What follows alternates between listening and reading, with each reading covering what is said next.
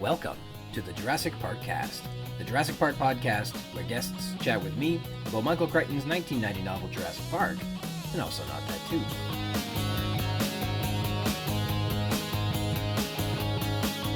Here is a fun excerpt from episode 29 of the Jurassic Park-Cast, discussing the chapter Big Rex, where we meet the aptly named Tyrannosaur at Jurassic Park. Part of this show is to dig into all the literary aspects of the novel, and truly, there's almost nothing that could be more literary in Jurassic Park than Grant quoting 19th century English poet and Queen Victoria's poet laureate, the Lord Alfred Tennyson, and his epic poem In Memoriam, with that famous line, "Nature, red in tooth and claw."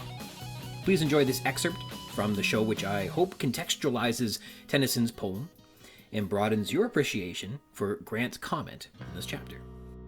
Nature, red in tooth and claw. The idea of nature, red in tooth and claw, was wrong. Most often the prey got away, we're told on 149, says Alan Grant. This is a quote from Lord Alfred Tennyson's epic poem In Memoriam from 1850. It took him 17 years to write this 2,960-line poem, which had 131 sections and an epilogue. The, quote, red in tooth and claw line has been popularly accepted to be about his perceptions on evolution and the transmutation of species.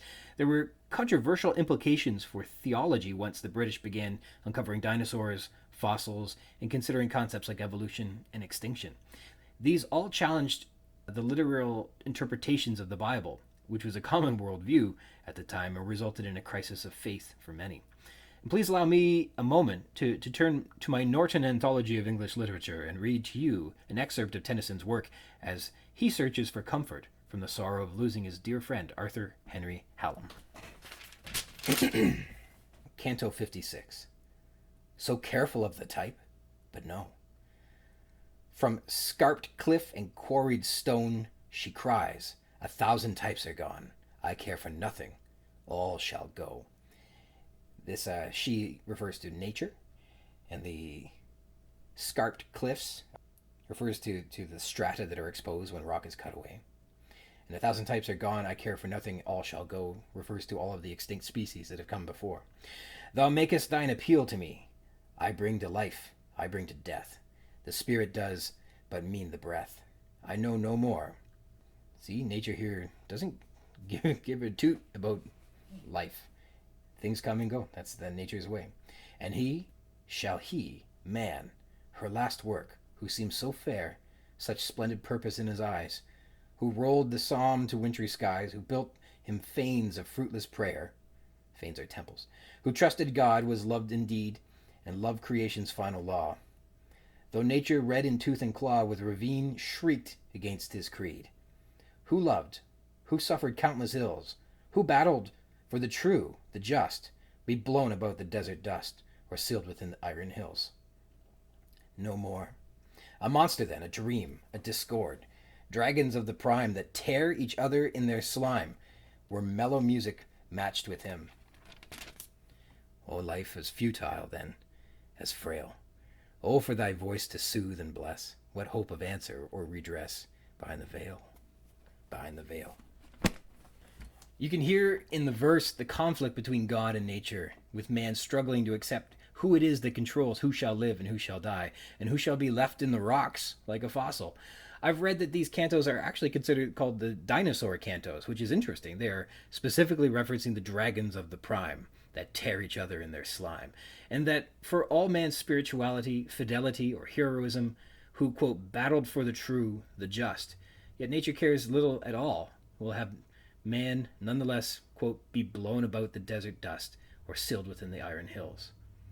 And so, like, trapped just like a fossil is, extinct in ages gone by. In context with the greater work, English lecturer and literary critic Dr. Oliver Turrell says, quote, nature had seen fit to take Arthur Hallam in his prime, and that is who In Memoriam is dedicated to. Nature cares little, then, for the individual or single life within the species. How can she, nature, when geology has shown that so many earlier species have gone extinct? 1,000 types are gone. I care for nothing. All shall go. Nature is a world of strife and conflict and violence, red in tooth and claw, as Tennyson memorably puts it. This certainly prefigures the Darwinian view of nature, but Tennyson had learnt of nature's brutality from geology, rather than evolution. Thank you to Dr. Turrell for that explication.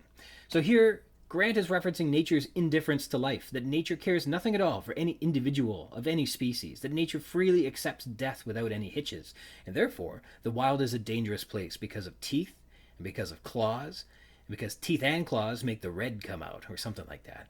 This is quickly devolving from something literary to like caveman talk. But in any case, what's important here is that Grant is suggesting that hunters fail often, and that successful hunts require great strategy and dedication. A carnivore won't feel shame or guilt. They're possessive of the kill. It's required for their own preservation. And Grant transmutes that possessive quality of being carnivores, like lions and tigers, to the tyrannosaur.